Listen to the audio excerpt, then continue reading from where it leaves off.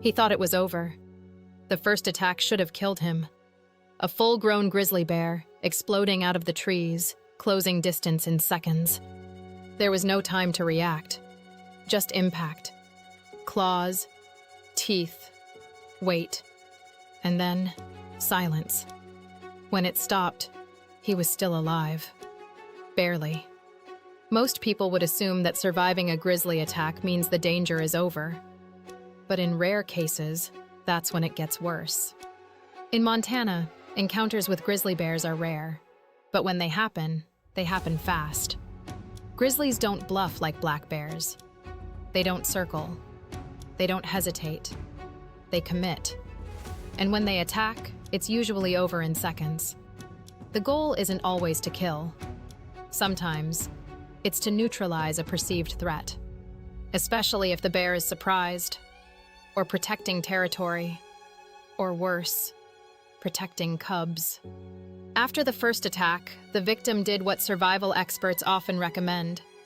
He stayed still, didn't fight back, didn't run.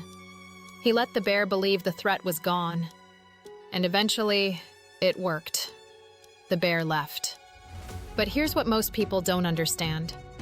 A grizzly doesn't always leave for good, especially in remote terrain, especially if something doesn't feel right, or if the bear circles back.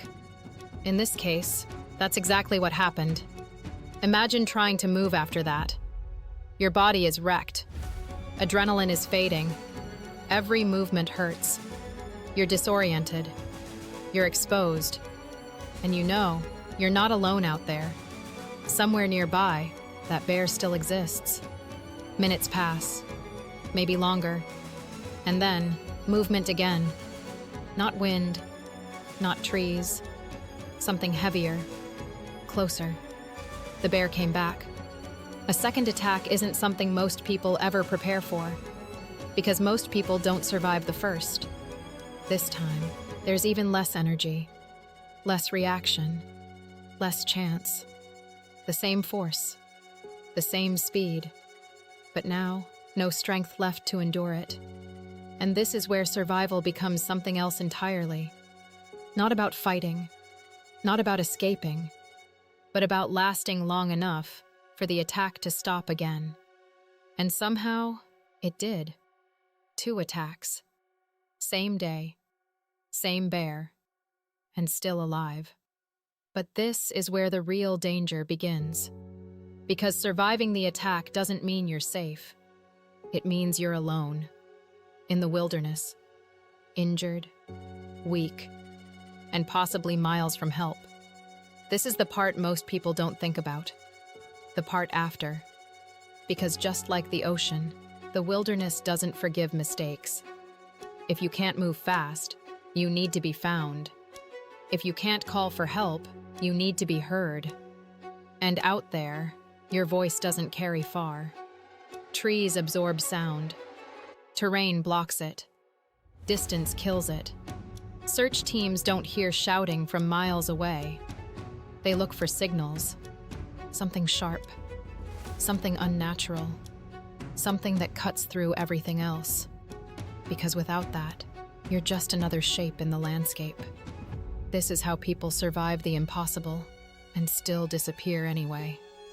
Not because they lost the fight, but because no one could find them after. 2 attacks. 1 day. And the real battle was being found before it was too late. He felt the ache of his body with each heartbeat, a grim reminder of how fragile life is when faced with nature's fury. The ground around him was littered with debris, and every murmur in the underbrush set his already frayed nerves on edge. What had once been a serene wilderness now seemed like a treacherous maze, each shadow a potential threat, each rustle a harbinger of doom. Time lost meaning. Moments stretched into an eternity as he struggled to gather his thoughts. The only thing louder than the thumping of his heart was the imminent reality that he must protect himself or risk becoming prey once more. He forced himself to take a shallow breath, steeling his resolve. Each small movement sent jolts of pain coursing through his body, reminding him just how vulnerable he truly was. With every second that passed, he knew he could be still surrounded by danger, the bear a looming specter somewhere in the wild. Out here, he had to rely on instincts sharpened by sheer will. Desperation crept in, but he pushed it down, willing himself to stay calm and alert. He couldn't afford to fall apart. Survival hinged on his ability to think clearly amidst chaos. He rolled slightly onto his side, gritting his teeth against the surge of pain that accompanied the movement.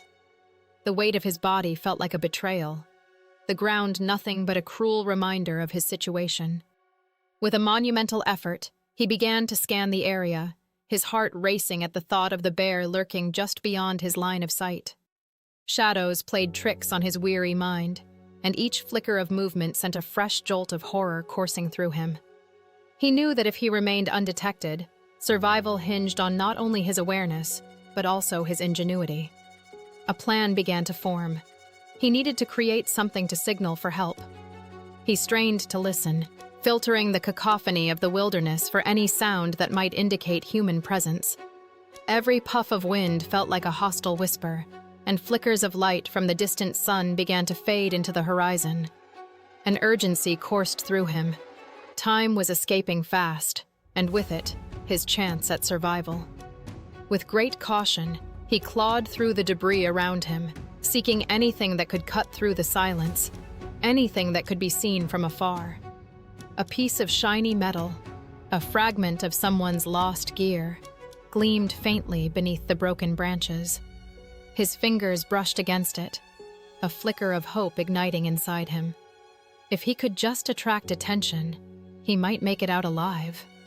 He grasped the shiny metal tightly, feeling the coolness seep into his palm, an anchor of hope in a sea of despair.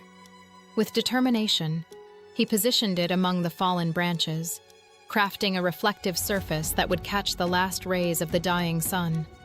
He knew the importance of visibility in the unforgiving wilderness, where a glimmer could mean the difference between life and death. Each painstaking movement drew on the last remnants of his strength, but he pressed on, driven by the fragile thread of survival that now tethered him to life. Finally, he settled back against the ground, panting. With the makeshift signal complete, he looked skyward, praying for a miracle. Just as the colors of twilight engulfed the horizon, hope mingled with desperation. He needed more than luck. He needed a second chance to escape the Earth's cruel embrace.